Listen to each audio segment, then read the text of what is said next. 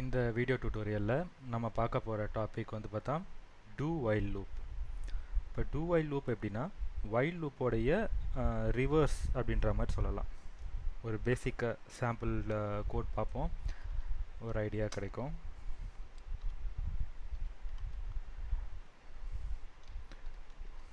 முதல்ல ஒரு வேரியபிள் ஐ அப்படின்றதுக்கு 1 அப்படின்ற டேட்டா நம்ம கொடுத்தாச்சு.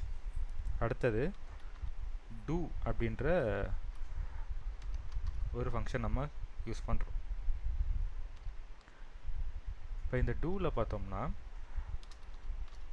கன்சோல் லாக் யூஸ் பண்ணி முதல்ல நம்ம பிரிண்ட் பண்ணிடலாம்.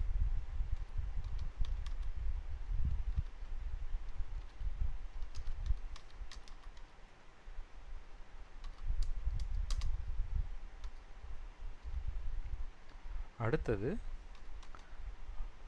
நம்ம ஐ வேல்யூவை இன்க்ரிமெண்ட் பண்ண போகிறோம். இந்த டூவை விட்டு வெளியே வந்ததுக்கப்புறமா வைல் ஸ்டேட்மெண்ட் கிரியேட் பண்ணலாம். இப்போ இதில் கண்டிஷன் கொடுக்க போகிறோம்.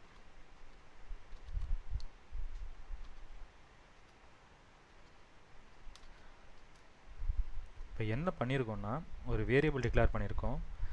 இந்த வேரியபிளில் என்ன வேல்யூ இருக்கோ ஃபஸ்ட்டு அதை பிரிண்ட் பண்ணிவிடு அப்படின்றத டூவில் சொல்லியிருக்கோம். ஸோ ஃபஸ்ட்டு ஆக்ஷன் என்ன பண்ணணுமோ அதை சொல்லிடுறது தான் இந்த டூவோட பார்ட். கன்சோலில் ஃபஸ்ட்டு ஐயை பிரிண்ட் பண்ண சொல்லிட்டோம், அது பிரிண்ட் பண்ணிட்டோம். செகண்ட் ஐயை இன்க்ரிமெண்ட் பண்ண சொல்லியாச்சு. வைல் லூப்பில் என்ன பண்ணோம், ஃபஸ்ட்டு கண்டிஷன் செக் பண்ணோம். கண்டிஷன் சாட்டிஸ்ஃபை ஆகலைன்னா தான் இன்க்ரிமெண்ட் அப்படின்ற மாதிரி ரெண்டாவது ஸ்டெப்புக்கு வந்துச்சு. இங்கே இன்க்ரிமெண்ட் பண்ணிவிட்டு அதுக்கப்புறமா தான் கண்டிஷன் செக் பண்ணுறோம் கடைசியாக. இப்போ கண்டிஷன் சாட்டிஸ்ஃபை ஆகலைன்னா மறுபடியும் நமக்கு இந்த லூப் ரன் ஆகும். இப்போ அவுட்புட் நான் பிரிண்ட் பண்ணுறேன். வைல் லூப்பில் வந்த அதே அவுட்புட் தான். 1லேருந்து 5 வரைக்கும் நமக்கு கண்டிஷன் செக் பண்ணி 5 அப்படின்றத ரீச் ஆன உடனே கண்டிஷன் சாட்டிஸ்ஃபை ஆன உடனே நமக்கு இந்த லூப் வந்து பிரேக் ஆகிடுச்சு. So while loop two while loop வந்து பார்த்திங்கன்னா வைலோடைய ரிவர்ஸ் மாதிரி சொல்லலாம். ஃபஸ்ட்டு ஆக்ஷன் பண்ணிவிட்டு அதுக்கப்புறமா கண்டிஷன் நம்ம செக் பண்ணுறோம். வைல் எப்படின்னா கண்டிஷன் செக் பண்ணிவிட்டு அதுக்கப்புறமா தான் நம்ம ஆக்ஷன் பண்ணுற மாதிரி இருக்கும்.